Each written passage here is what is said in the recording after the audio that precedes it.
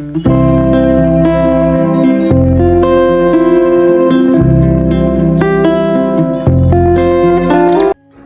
দর্শক, আজ আমি আপনাদের নিয়ে যাব ফেনীর পুরাতন বিমানবন্দরে। আন্তর্জাতিক সূত্র অনুযায়ী বিমান ঘাঁটিটি 1944 সালে দ্বিতীয় বিশ্বযুদ্ধের সময় প্রস্তুত করা হয়।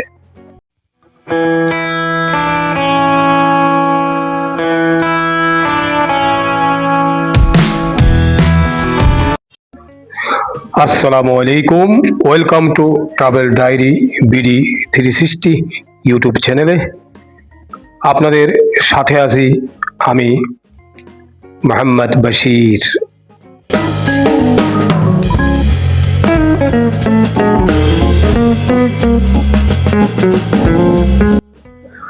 আজ আমি আপনাদের নিয়ে চলেছি ফেনীর হারিয়ে যাওয়া ইতিহাসের সন্ধানে।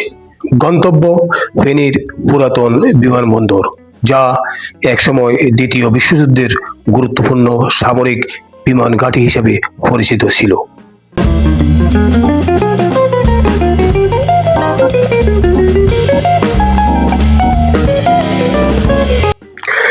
একটি অটোরিকশায় চড়ে রওনা দিলাম বহুদিনের কৌতূহলের সেই ঐতিহাসিক স্থানটির উদ্দেশ্যে।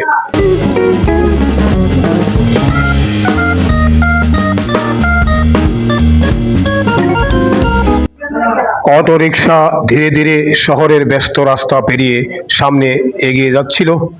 রাস্তার দুপাশে ছোট ছোট দোকানপাট, মানুষের কর্মব্যস্ততা, যানবাহন চলাচল আর শহরের পরিচিত দৃশ্য যেন ভ্রমণটাকে আরো প্রাণবন্ত করে তুলছিল।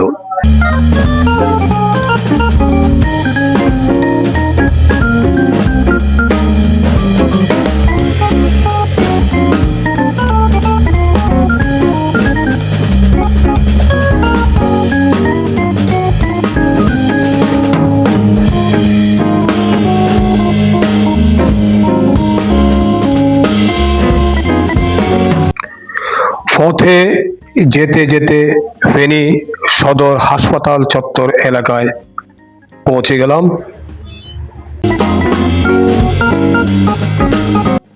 সেখান থেকে বাম দিকে এগিয়ে কিছু দূর পর ডান পাশে চোখে পড়ল ফেনী 250 শয্যা বিশিষ্ট সদর হাসপাতাল।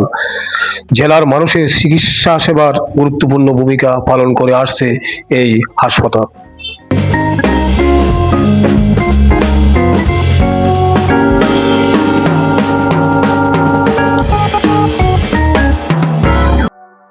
অবশেষে পৌঁছে গেলাম ফেনীর পুরাতন বিমানবন্দর এলাকায়। কিন্তু সেখানে গিয়ে সত্যি অবাক হয়ে গেলাম, কারণ বর্তমানে বিমানবন্দরের কোনো দৃশ্যমান চিহ্ন আর নেই সেখানে। সামনের অংশে রয়েছে ফেনী গার্লস ক্যাডেট কলেজ এবং পুরা এলাকাটি উঁচু বাউন্ডারি দিয়ে ঘেরা।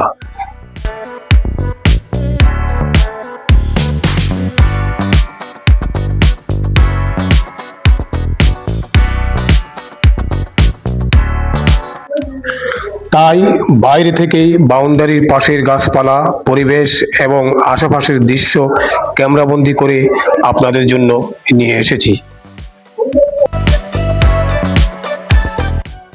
হয়তো আজ আর এখানে কোনো বিমান ওঠানামা করে না, নেই কোনো রানওয়ে কিংবা হ্যাঙ্গারের চিহ্ন, কিন্তু ইতিহাসের পাতায় ফেনীর এই পুরাতন বিমানবন্দর এখনো একটি গুরুত্বপূর্ণ অধ্যায় হয়ে রয়েছে। চলুন ঘুরে দেখি এই ঐতিহাসিক এলাকার বর্তমান অবস্থা।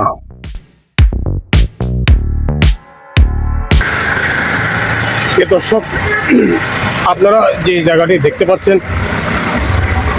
এটি একসময় পুরাতন এয়ারপোর্ট ছিল। দ্বিতীয় বিশ্বযুদ্ধের সময় সামরিক এয়ারপোর্ট হিসেবে ব্যবহৃত হতো।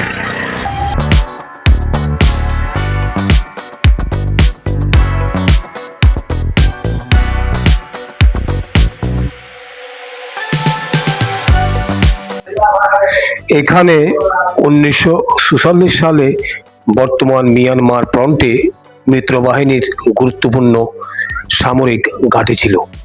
এখান থেকে V-25 মিসাইল বোমারু বিমান উড্ডয়ন করত।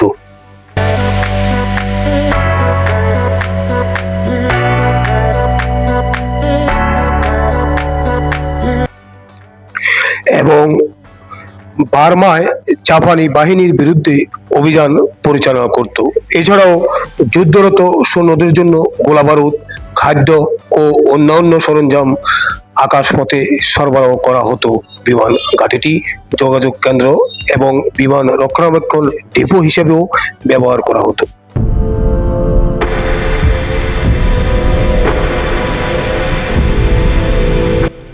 কিন্তু পরবর্তীতে দ্বিতীয় বিশ্বযুদ্ধের পর এটা গুরুত্বহীন হয়ে পড়ে। এরপরে এটা আর মেরামত করা হয়নি।